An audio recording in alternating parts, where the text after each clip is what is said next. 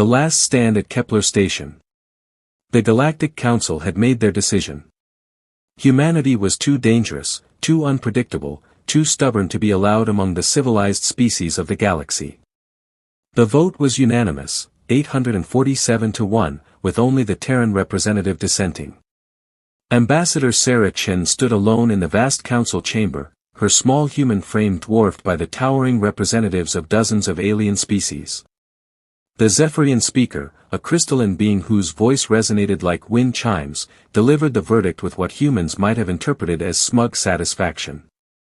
The species designated as human has been found guilty of excessive aggression, failure to comply with galactic pacification protocols, and most concerning of all, the corruption of other species with their reckless philosophies. Effective immediately, all human settlements beyond the Sol system are to be evacuated. Humanity will be quarantined to their home system indefinitely. Sarah's jaw tightened. And if we refuse? The speaker's crystalline form shimmered. Then you will be removed by force. The combined fleet has already been dispatched.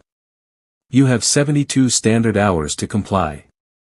As Sarah walked out of the chamber, her comm device buzzed with an encrypted message from Admiral Marcus Webb at Kepler Station, humanity's furthest outpost, *, we heard the broadcast. What are your orders, Ambassador? *. She stopped in the corridor, her reflection multiplied infinitely in the polished walls. Around her, alien diplomats whispered among themselves in dozens of languages, but she caught the common thread, relief. They were finally rid of the humans. Sarah smiled grimly and typed back, *, hold the line, Admiral. All of it. *. Kepler Station orbited a red dwarf star 300 light-years from Earth.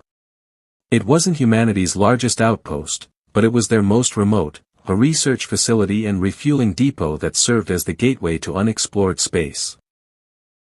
Admiral Webb had been expecting the evacuation order, but not the message that followed it. Marcus, * came Sarah's voice over the secure channel, *, they think we'll just roll over and accept this. They don't understand what they're dealing with. *. Sarah, we've got maybe 3,000 people on this station, and most of them are scientists and engineers. The combined fleet is sending over 200 warships. This is suicide. Is it?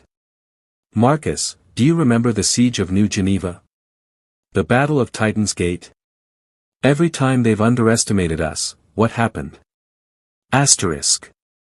Webb stared out at the stars through his office viewport. We won. We won. Not because we were stronger or faster or smarter than them individually. We won because we're human. And humans don't just fight, we fight dirty, we fight desperate, and we never, ever stop fighting. *. The Admiral's weathered face cracked into a grin. What do you need me to do? Buy me time. Make them remember why they afraid of us. The combined fleet dropped out of hyperspace precisely 73 hours after the Council's ultimatum expired. Admiral Thexka of the Hegemony Navy expected to find either an empty station or a surrendering one. Instead, his sensors detected something impossible. Admiral, his tactical officer, a multi-eyed arachnoid, chittered nervously, the humans have modified their station. They've turned it into a fortress. Thexka's tentacles writhed in confusion as he studied the tactical display. The research station had sprouted dozens of weapon emplacements, armor plating, and what appeared to be a massive mining laser repurposed as a defensive weapon. But that wasn't what made his stomach sacks churn with unease. How many ships are they reading? He asked. None, sir. Just the station. And how many life signs? Approximately 3,000, sir. Thexka had commanded fleets against the warlike Krex Dominion and the fanatical machine cults. He understood military logic, tactical assessment, reasonable odds. What he was looking at defied all of those concepts. Open a channel, he ordered. Admiral Webb's scarred face appeared on the main screen, and Thexka noticed something in the human's eyes that made him deeply uncomfortable, not fear, not desperation, but a cold, calculating fury. This is Admiral Thexka of the Combined Fleet. You are ordered to surrender immediately. You are outnumbered 67 to 1. Webb's smile was sharp as a blade. Admiral, let me ask you something. In all your military experience, have you ever seen humans fight when their backs are against the wall? Your bravado will not save you, human. We have overwhelming superiority. Do you know what humans call overwhelming odds, Admiral? We call it Tuesday. Webb leaned forward. You want this station? Come and take it. The channel closed. The first wave of the attack was textbook combined fleet doctrine. Long-range bombardment followed by fighter sweeps to eliminate defensive positions. The humans should have been vaporized within minutes. Instead, the station's modified mining laser carved through 3 heavy cruisers before they could react. The weapon had been designed to split asteroids, it went through military shielding like tissue paper. The defensive emplacements weren't standard weapons at all. They were improvised railguns built from cargo launchers, plasma cutters repurposed as beam weapons, and mining charges rigged as proximity mines. None of it should have worked against military-grade vessels. But it did work, because the humans hadn't just built weapons, they'd built a trap. As the combined fleet moved in for close combat, they discovered that Kepler Station wasn't just defended, it was bait. Hidden throughout the asteroid field were automated drones, each one a hollowed-out mining robot packed with explosives and jury-rigged with basic targeting systems. Admiral Thexka watched in horror as his formation was torn apart by what amounted to space debris with delusions of grandeur. His tactical officer was gibbering in multiple languages as the casualty reports poured in. Sir, we've lost 43 ships. How is this possible? Thexka stared at the tactical display, his military training warring with a growing sense of dread. Because we're not fighting a military force, he said slowly. We're fighting humans. The siege lasted 6 days. On day 2, the humans began broadcasting to the entire galaxy. Not military communications or propaganda, they broadcast the personal messages of the people on Kepler Station.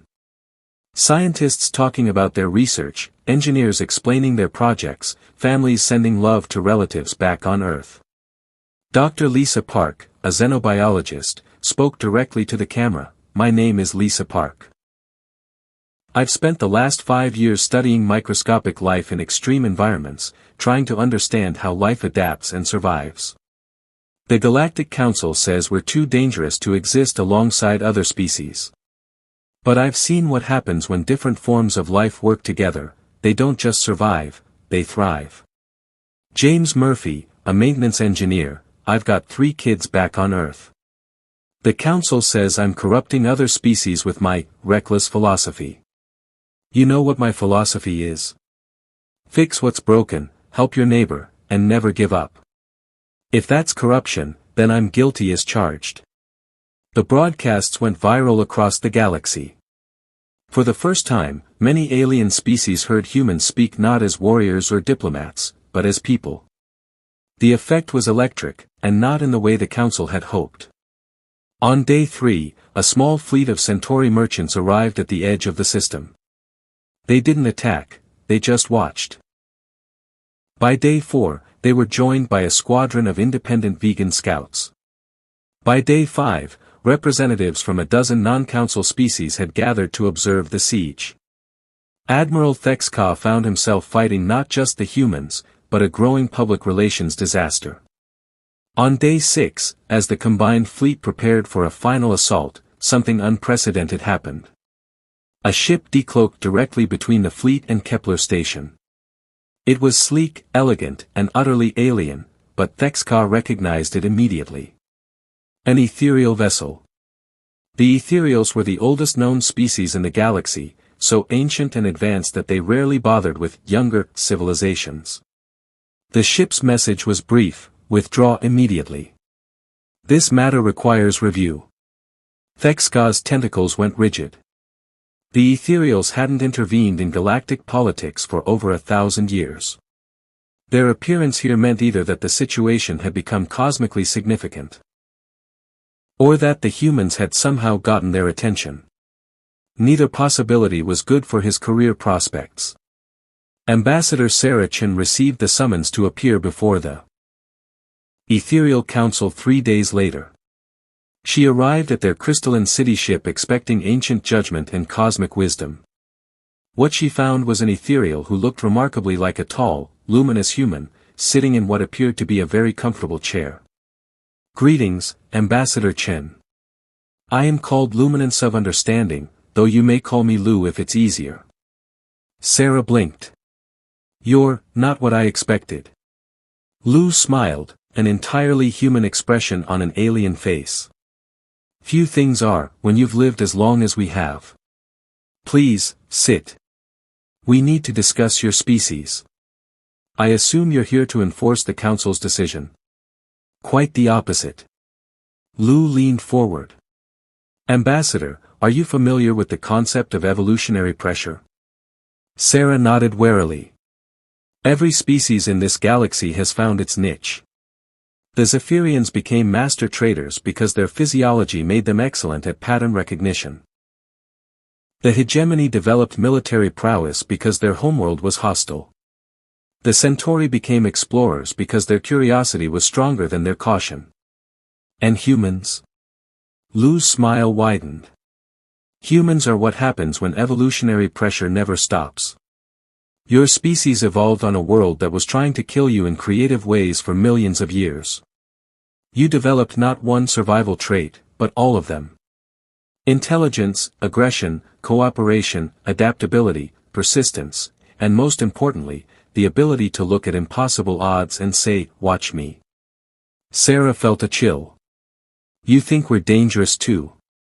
"Oh, you're absolutely dangerous. You're the most dangerous species we've ever encountered." Lu paused. "You're also the most necessary." "I don't understand." Lu gestured, and the air filled with holographic images, star charts, species profiles, data streams. "Ambassador, this galaxy is stagnating. Every species has found its comfortable niche and stopped growing. We've had peace for 1,000 years, but it's the peace of stagnation. No one explores anymore. No one takes risks. No one pushes boundaries." The images shifted, showing human colonies, human explorers, humans working alongside aliens in ways that had never been attempted before. Until humans arrived.